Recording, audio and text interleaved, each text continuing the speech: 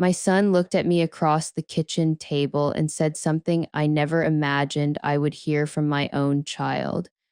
Mom, it's time. You're moving to a nursing home. The house is being sold. He said it calmly, like he was discussing the weather. For a moment, I simply stared at him, trying to understand how a sentence like that could come so easily from someone I had raised with my own two hands. I didn't shout, I didn't cry. Instead, I folded my hands together and asked quietly, "Is that what you've decided?" My son, Daniel, nodded as if the matter had already been settled. Beside him sat his wife, Linda. She avoided my eyes, pretending to study the paperwork on the table. Daniel slid a stack of documents toward me. "We already talked to a realtor," he explained, "and we found a very nice assisted living place. You'll have nurses, activities, other people your age." Other people my age. The word sounded strange in my ears. I had lived in that house for 41 years, 41 summers watching the maple tree in the front yard grow tall, 41 winters sitting beside the same living room window, watching snow settle across the street. My husband built the porch swing with his own hands back in 1986, and now my son was telling me it was time to leave. I studied Daniel's face carefully. He looked impatient, not cruel, just certain, like he had already convinced himself he was doing the right thing. "You won't have to worry about anything anymore," he continued. "That house is too big for you anyway." Too big, I almost smiled. That house had once held birthday parties, school projects, scraped knees, and Christmas mornings so loud the neighbors probably heard us. But now it was just too big. Linda finally spoke. "The market is really good right now," she added. "You could get a great price, could get interesting wording because technically the house wasn't theirs to sell. After my husband passed away the year before, everything had legally transferred to me, the house, the land, every brick and every nail. My name alone sat on the deed, but I didn't mention that. Instead, I picked up the pen Daniel had placed beside the papers. His shoulders relaxed immediately. He thought I was giving in, and in a way, I was. I signed every page exactly where they asked. Daniel looked relieved. Linda even smiled. They gathered the paperwork like people who had just completed a successful business deal. For the next 2 weeks, they talked constantly about the upcoming sale. They celebrated with dinners, they told friends, they made plans for the money.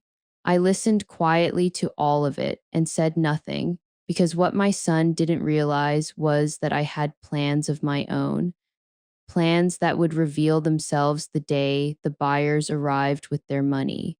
And when that moment came, everyone in that room would learn something they never expected about a 73-year-old widow. But before I tell you what happened that day, you need to understand how things between my son and me slowly changed over the years. Because the truth is, this story didn't begin with that conversation. It began long before, and once you hear what happened before all this, you might understand why I signed those papers without arguing. But you definitely won't expect what happened next. My husband Thomas died on a quiet afternoon in March.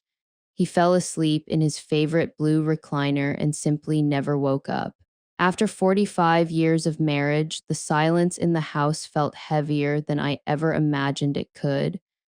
For the first few months, Daniel was very attentive. He called every Sunday. He visited more often than usual. He even fixed the loose step on the porch that Thomas had always meant to repair. At the time, I thought it was love. Now I understand it might have been something else. Gradually, the visits became less about spending time together and more about discussing practical matters. Bills, repairs, future planning. One afternoon, Daniel walked through the house slowly, looking around as if he were seeing it for the first time. "You know," he said casually, "this place must be worth a fortune now." I shrugged. "I suppose houses are expensive everywhere these days." Linda joined us that evening. She walked through the kitchen, touching the countertops and cabinets. "You've kept everything in amazing condition," she said politely. But there was a tone in her voice I couldn't quite place. A few weeks later, Daniel brought up the subject again. "You ever thought about downsizing?" he asked. I told him the truth. No, because this house wasn't just property. It was my life. The yellow paint in the kitchen still reminded me of the day Thomas insisted that happy homes should have bright rooms. The rose bushes along the front walkway were planted the summer Daniel was born.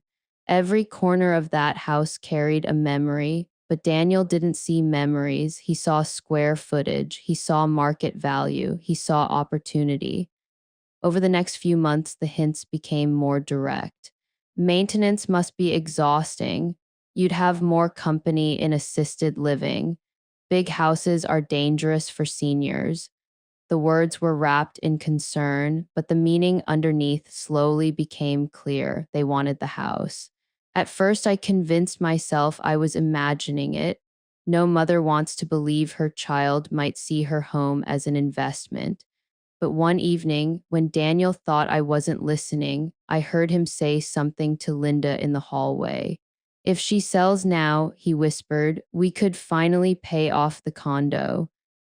That sentence stayed with me, not because it was cruel, but because it was honest. That night, I sat alone at the kitchen table for a long time. And for the first time, I started thinking very carefully about what might happen next. Because something inside me said this conversation wasn't over. In fact, it was only just beginning. And soon, Daniel would push harder than he ever had before. But when he finally did, he had no idea his own mother had already begun preparing a surprise he would never forget. When Daniel placed those papers in front of me and asked me to sign them, I understood something very clearly. Arguing wouldn't change his mind, and anger wouldn't teach him anything.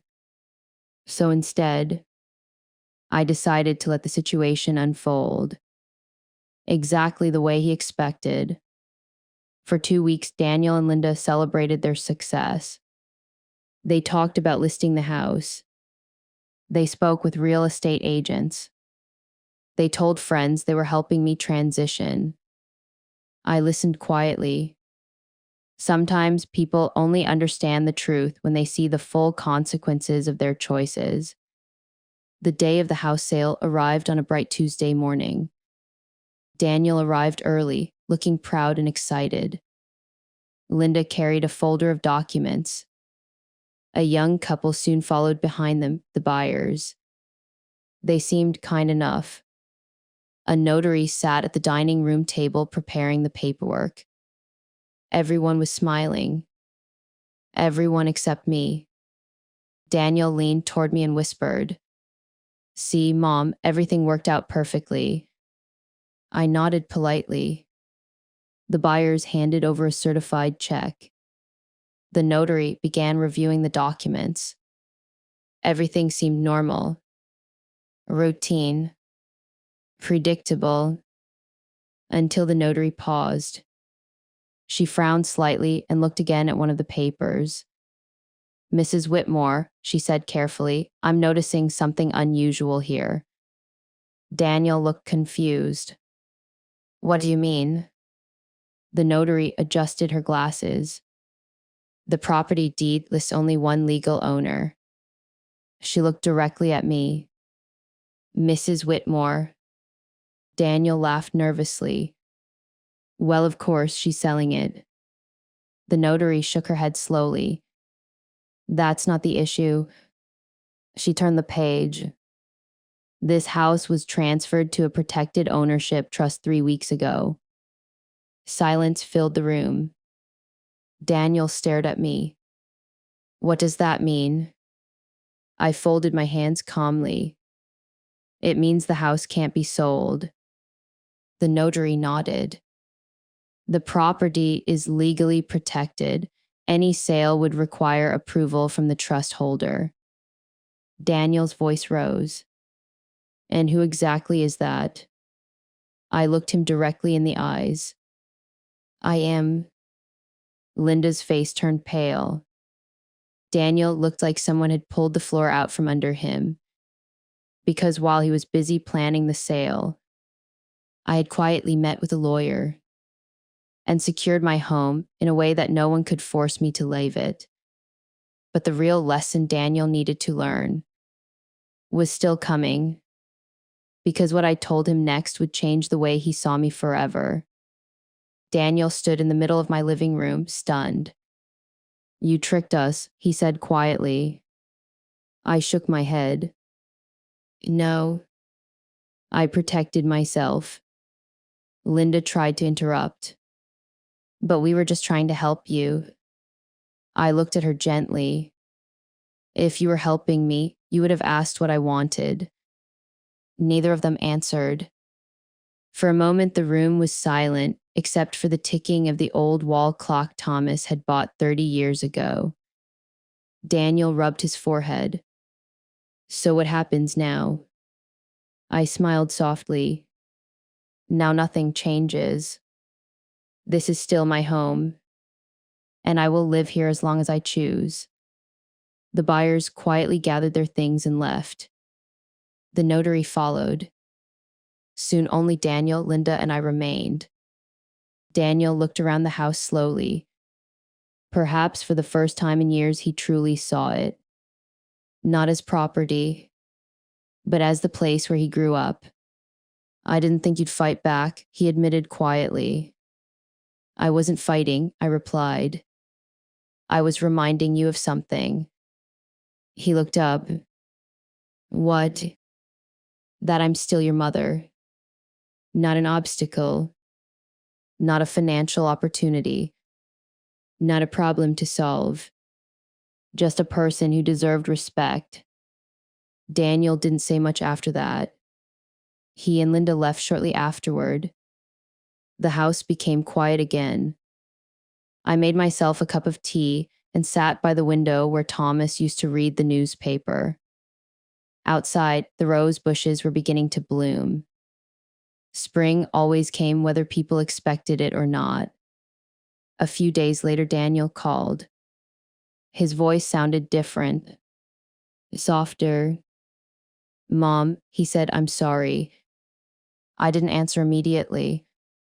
Instead, I watched the sunlight moving across the kitchen floor.